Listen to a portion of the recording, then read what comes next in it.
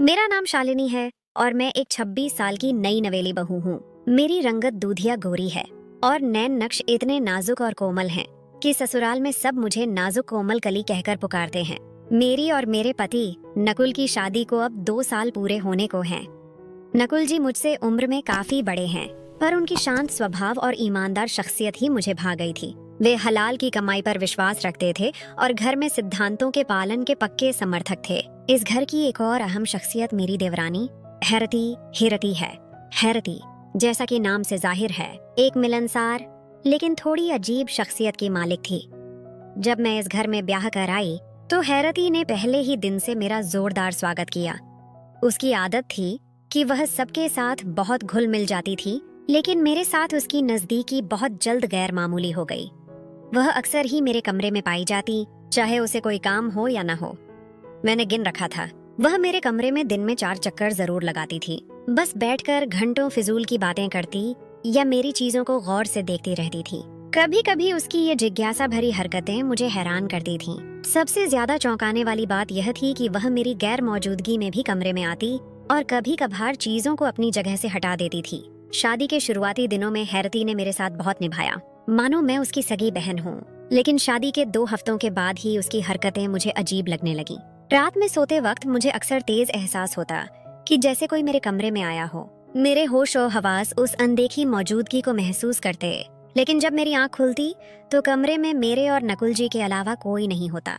पहले तो मैं बहुत डर जाती और मन ही मन माँ दुर्गा का नाम लेकर सो जाती, क्योंकि मेरे लिए ये सब बिल्कुल नया अनुभव था। लेकिन धीरे धीरे ये महसूस होने वाली मौजूदगी मेरा शक यकीन में बदलने लगी। अब मैं किसी की अस्पष्ट मौजूदगी अपने कमरे में पूरी शिद्दत से महसूस करने लगी थी, पर चाहने के बावजूद मैं अपनी आंखें खोल नहीं पाती थी। मेरी बंद आंखें मानो किसी अलौकिक शक्ति के वश में थीं। बहुत कोशिश के बाद भी मेरी आंखें नहीं खुलती थीं, गोया किसी गलत बात का खुलासा होने से रोक रही हों।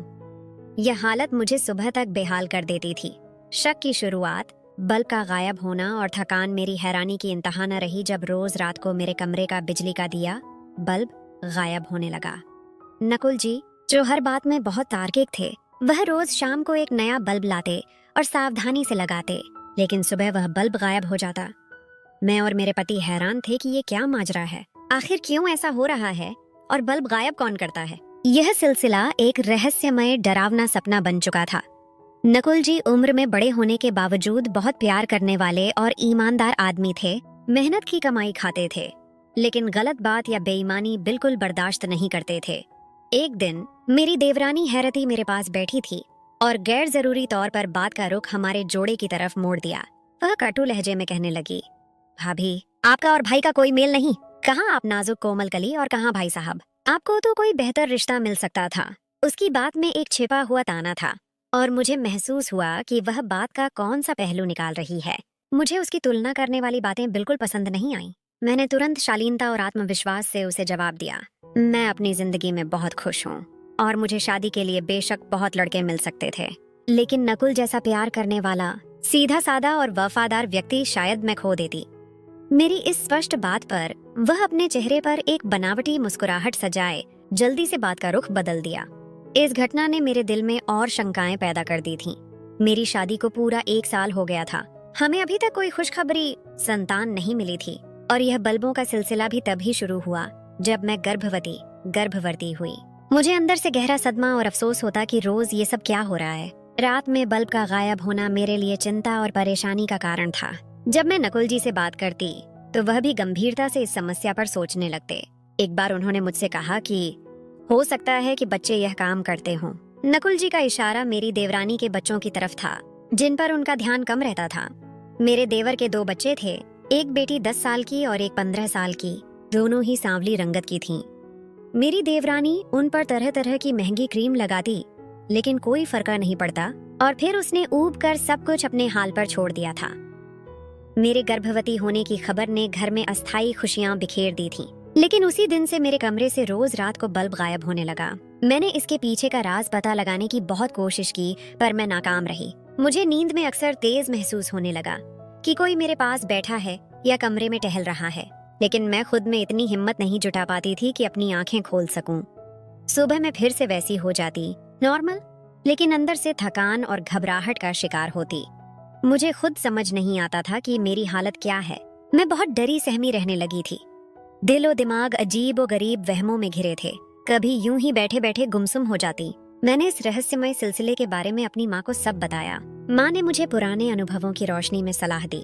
अपनी देवरानी पर नजर रखो बेटी, पराया घर है, सावधानी जरूरी है। मैंने भी माँ की बात से सहमति जताई। मेरी देवरानी की एक और खास आदत थी कि रोज रात को वह मुझे अपने हाथों से तेल की मालिश करती थी। वह कहती थी कि गर्भ में शरीर को आराम पहुंचाना जरूरी है। न जाने उसकी मालिश में कैसा जादू था। वह जैसे ही मालिश करती, मैं गहरी नींद में सो जाती और मुझे कोई होश न रहता। मैं बहुत हैरान रहती जब अक्सर नकुल जी मुझे देर से उठने का ताना देते कि सारा दिन सोती रहती हो और पति का कोई ख्याल नहीं। मेरा दिमाग उलझा हुआ था, क्योंकि जब मैं सोकर उठती तो शरीर अजीब सी थकान का शिकार रहता। मुझे ऐसा लगता जैसे पता नहीं कितने मीलों दूर का सफर तय करके आई हूँ या सारी ऊर्जा निचोड़ ली गई हो। लगातार होने वाले अजीब और गरीब वाकयों ने मुझे कुछ सोचने के लायक कहाँ छोड़ा था। मेरी तार्किक सोच खत्म होती जा रही थी। अनिश्चितता का माहौल, बढ़ती दूरियां और चाय का राज रोज के बल्ब गायब होने के पीछे जो भी वजह थी वह छिपी हुई थी। मैं बस उन वजहों को जानना चाहती थी। कौन है जो बल्ब रोज रोज गायब करता है, और सिर्फ मेरे ही कमरे के बल्ब गायब करने के पीछे उसका क्या मकसद हो सकता है। इन बातों ने ही मुझे बेहद परेशान कर रखा था, क्योंकि यह कोई मामूली बातें नहीं थीं जिनको मैं भूल जाती।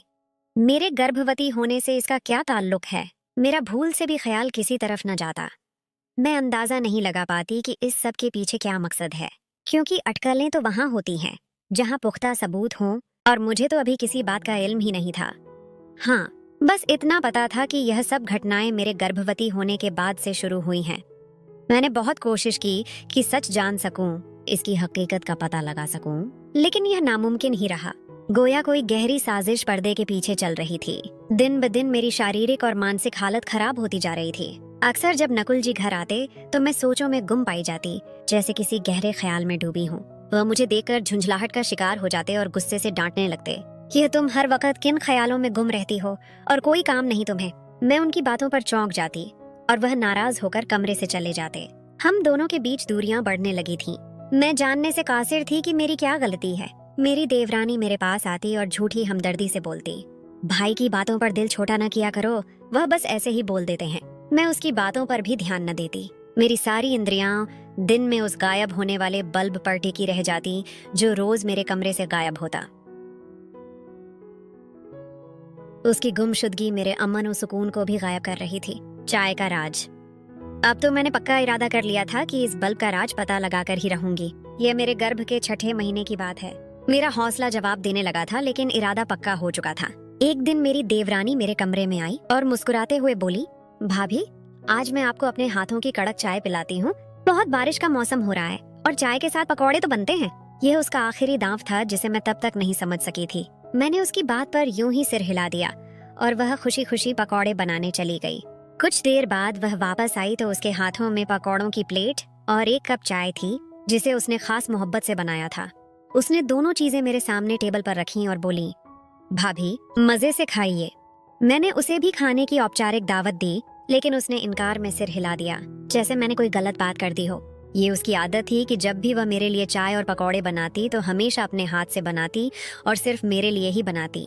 जब मैं उससे खाने का पूछती तो हमेशा ही इनकार में सिर हिला देती, कहती, मैंने अभी खाए हैं, आप खाइए। मुझे हैरानी होती कि वह ऐसा क्यों करती है।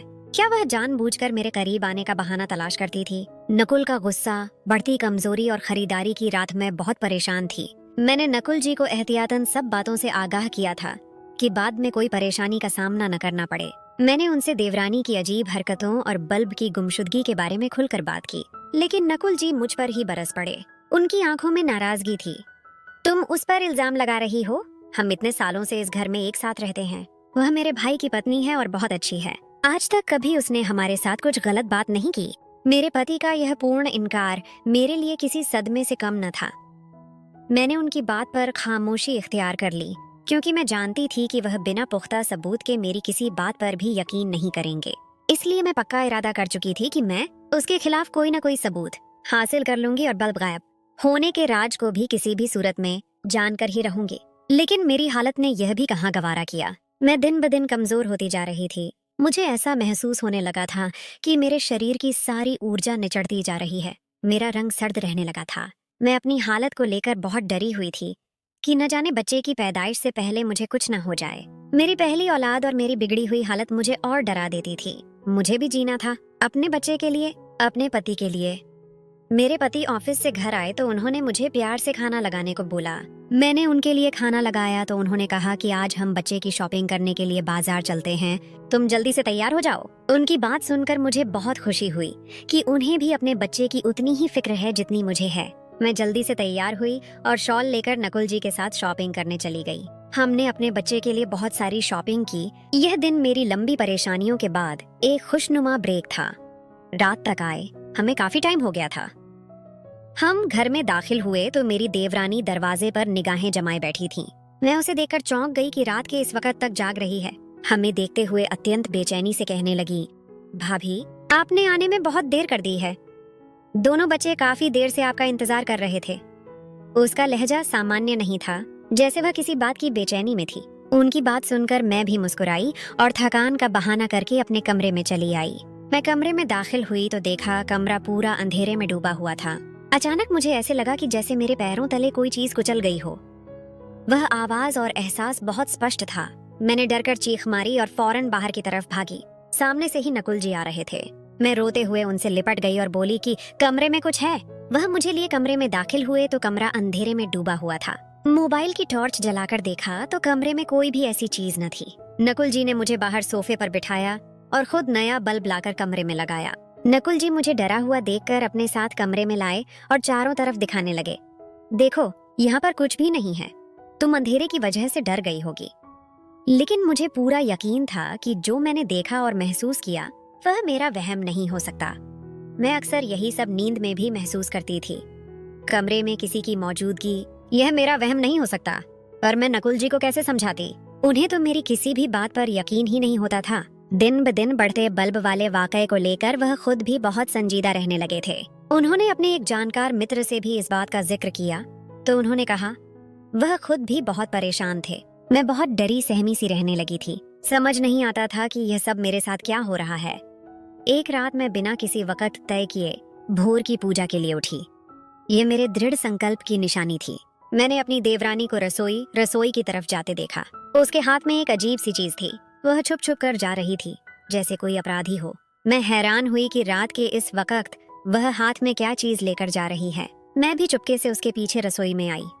जो मैंने देखा उसे देखकर मेरे पैरों तले से जमीन सरक गई। मुझे ऐसे लगा कि आसमान की छत मेरे सिर पर आन गिरी हो। मैंने देखा कि मेरी देवरानी के हाथ में एक बड़ा सा टोकरी डब्बा है जिसके अंदर तरह तरह के बल्ब रखे हुए हैं। कई दर्जन बल्ब उस टोकरी में मौजूद थे जो पिछले कई महीनों में गायब हुए थे। मुझे यह तो समझ नहीं आया था कि यह बल्ब किस मकसद के लिए इस टोकरी में रखे गए हैं, लेकिन इतना मैं समझ गई थी कि यह सारे बल्ब वही हैं जो धीरे धीरे मेरे कमरे से गायब होते गए थे। मेरी हैरानी की इंतहा न रही जब मैंने देखा कि मेरी देवरानी ने एक कैबिनेट खोलकर उसमें से इसी तरह के बल्ब का एक और टोकरी निकाला और उसके अंदर से इसी तरह के और कुछ बल्ब निकाले। वह बहुत सावधानी से यह सब कर रही थी। मैं सामने खड़ी परेशानी के आलम में सारा मंजर देख रही थी, लेकिन मैं नहीं चाहती थी कि अभी उसे पता चले कि मैं उसके बारे में इतना सब कुछ जान चुकी हूँ। मैं पूरी हकीकत का पता लगाना किसी भी सूरत में चाहती थी, क्योंकि मुझे पता था बिना सबूत के कोई भी मेरी बात का यकीन नहीं करेगा।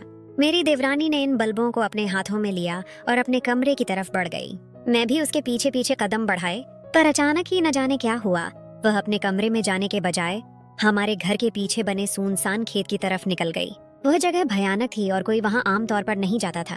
पहले तो मुझे वहाँ जाते हुए बहुत ही डर महसूस हुआ, क्योंकि रात का वक्त, तन्हाई, गहरा अंधेरा, ये सब मिलकर माहौल को डरावना बना रहे थे। पर मैं भी सोच चुकी थी कि किसी न किसी तरह तो इस राज का पर्दाफाश करना ही होगा, तो आज ही क्यों नहीं। यह मेरी माँ बनने की जाज़्बे का मामला था। मैं अपने बच्चे की हिफाजत के लिए हर खतरा मोल ले सकती थी। मैं भी उसके पीछे सुनसान खेत की तरफ कदम बढ़ाने लगी। मैं खेत में पहुंची तो देखा मेरी देवरानी एक बड़े घने पेड़ के पीछे छिपी हुई थी। मुझे अचंभा हुआ कि वह यह कैसी हरकतें कर रही है। कहीं वह पागल तो नहीं हो गई? उसकी हरकतों ने मेरे पैरों तले की जमीन हिला दी थी। कुछ देर बाद मुझे महसूस हुआ कि मेरी देवरानी ने कोई गड्ढा खोदा है और वह दोनों बल्ब की टोकरियां उसमें दबा दिए हैं। देखकर और हैरान हुई। वह यह क्या पागलपन कर रही है? यह काम किसी आम तार्किक अमल से बहुत दूर था। मेरी देवरानी खेत में आगे की तरफ बढ़ने लगी। मैंने डरते डरते उसके पीछे कदम बढ़ाए तो उसने अपने कदम एक भयानक गुफा के करीब जाकर रोक दिए। मैं हैरानी से उसे वहां खड़े देखने लगी कि अब देखो आगे क्या करने वाली है और उसका यहाँ आने का मकसद क्या है। मेरी देवरानी ने गुफा की तरफ अपने कदम बढ़ाए और अंदरूनी हिस्से की तरफ बढ़ गई। मेरे कदमों में साफ कंपी थी, लेकिन यहाँ तक आने के बाद पीछे हटने का कोई रास्ता नहीं बचता था, या तो आर या फिर पार। मैंने भी सोच लिया था कि अब यहाँ तक आ गई हूँ तो आगे भी चल ही जाती हूँ। मैंने खुद पर पूरा भरोसा किया, दिल ही दिल में दुर्गा चालीसा का पाठ किया और अंदर की तरफ बढ़ गई। ईर्ष्या का जहर, काला जादू और बदले का रास्ता। जब मैं गुफा के अंदर दाखिल हुई तो मेरे सामने रूह को दहला देने वाला मंजर था। एक तांत्रिक जो कि घिनौनी शक्ल और गंदी हालत में था। आसपास फैली इंसानी खोपड़ियों और अजीब व गरीब चीजों को देखकर कुछ मंत्र पढ़कर फूंक रहा था। मुझे ऐसे लगा जैसे अभी मेरी जान किसी भी वक्त निकल जाएगी। ये कैसी कयामत मैं अपनी आंखों से देख रही थी। मेरी देवरानी के यहाँ आने का मकसद अभी भी एक राज ही था, जिस पर से पर्दा उठना बाकी था। मुझे उस तांत्रिक की शक्ल से अत्यंत नफरत महसूस हुई। वह अजीब घिनौने और वहशी अंदाज में कुछ मंत्र पढ़ कर खोपड़ियों पर फूंक रहा था। तभी मुझे मेरी देवरानी की नफरत से भरी आवाज सुनाई दी, जिसने सारे राज खोल दिए। तांत्रिक, जैसे आपने कहा था मैंने बिल्कुल वैसे ही किया है। मैं पिछले 6 महीनों से इसके कमरे के बल्ब उतारकर आपकी बताई हुई जगह में दफना रही हूँ, लेकिन मुझे अभी कोई फर्क नजर नहीं आ रहा। वह दोनों तो हंसी खुशी अपनी जिंदगी गुजार रहे हैं। मैं जो चाहती थी वह तो अभी भी नहीं हुआ। मैं इसका पीछा खत्म करना चाहती थी, लेकिन वह अभी तक सलामत है। क्या मैंने इसके लिए इतनी मेहनत की थी? मैं अपनी देवरानी की जुबानी यह खौफनाक हकीकत जानकर मरने वाली हो गई थी। ईर्ष्या की आग इस औरत को यहाँ तक ले आई थी। मेरी आंखों से झरझर आंसू बह रहे थे। जिसे मैंने अपना समझा, इतनी मोहब्बत की, वह अपने दिल में मेरे लिए इस कदर नफरत कैसे पाल सकती है?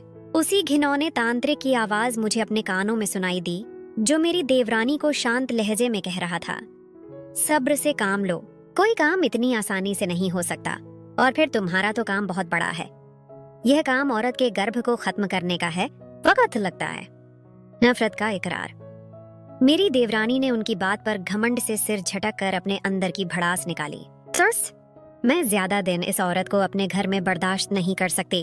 इसके आते ही मुझसे मेरा सब कुछ छिन गया। इस औरत ने मुझे कहीं का नहीं छोड़ा है। मेरा अपना पति मुझसे बागी हो गया है।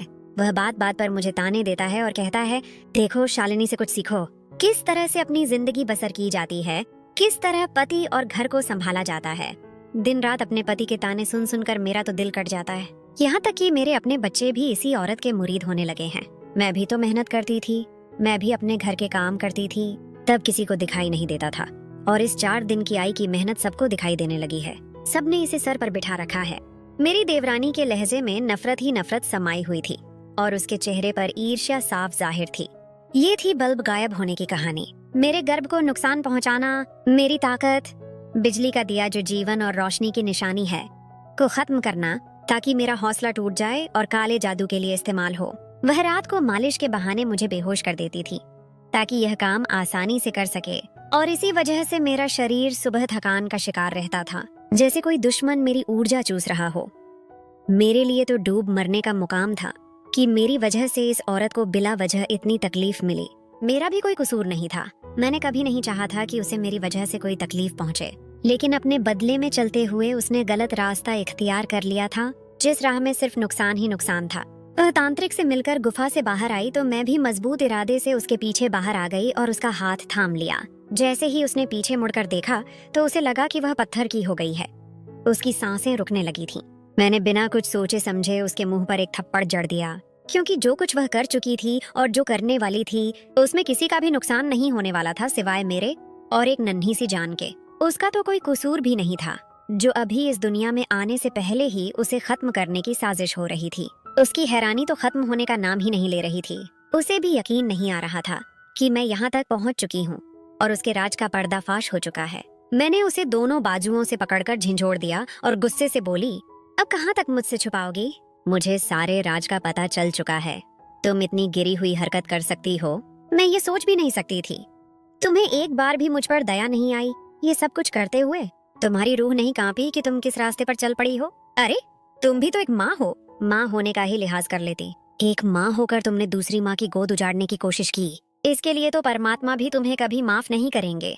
अगर आज मैं तुम्हें न देखती तो कल तुम मेरी औलाद को भी खत्म कर चुकी होती। अगर भाई साहब तुम्हें ताने देते हैं या तुम्हारी अहमियत कम हुई है तो इसमें मेरा क्या कसूर? इसमें कसूर उनकी सोच का या तुम्हारा अपना है। अगर उनको मेरी कोई आदत अच्छी लगी, मैं इस बात का इकरार करती हूँ कि उन्हें मेरा तुलना कभी भी तुमसे नहीं करना चाहिए था, क्योंकि हर इंसान की अपनी खूबियां होती हैं, अपनी खामियां होती हैं। तुम्हें भी होंगी, लेकिन तुम्हें इसे मेरे बच्चे के लिए बदले का जरिया नहीं बनाना चाहिए था। अपने दिल में इतना बैगज नहीं रखना चाहिए था। निजात का रास्ता, अगर तुम्हें मुझसे कोई समस्या थी तो तुम मुझे एक बार बताकर तो देखती। मैं खुद तुम्हारे रास्ते से हट जाती, कभी तुम्हें अपनी शक्ल न दिखाती। लेकिन जो रास्ता तुमने इख्तियार किया उसमें सिर्फ तुम्हारे लिए नरक का रास्ता था और कुछ नहीं। क्या तुम्हें मालूम नहीं था कि ऐसे तांत्रिक और जाली बाबा किस तरह के होते हैं और किस तरह से औरतों का इस्तेमाल किया जाता है? जरूरी नहीं होता कि हर भगवा कपड़े में बैठा इंसान भी अपने आप को ज्ञानी कहने लग जाए, क्योंकि ज्ञान सिर्फ ईश्वर की जात के पास है, उसके सिवा किसी के पास भी नहीं। मेरी बात सुनकर मेरी देवरानी को अपनी गलतियों का एहसास हो चुका था और वह मेरे आगे हाथ जोड़कर माफिया मांगने लगी। उसकी आंखों से आंसू बह रहे थे। हाँ, तुम्हें ईश्वर का वास्ता है, मुझे माफ कर दो। देखो, मेरे बंधे हाथों को देखो। मैं तुमसे ईर्ष्या जलन करने लगी थी। इस ईर्ष्या में मैं इतनी आगे बढ़ चुकी थी कि मुझे और कोई रास्ता दिखाई नहीं दे रहा था। तुम्हारी आदतों ने शायद घर वालों को तुम्हारी तरफ खींचा है। तुम्हारे साथ तो भगवान है ना, और तुम्हारी अच्छाई भी तुम्हारी सबसे बड़ी ताकत बन गई है, जिसकी वजह से 1000 कोशिशों के बावजूद भी मैं तुम्हें कभी नुकसान नहीं पहुंचा पाई।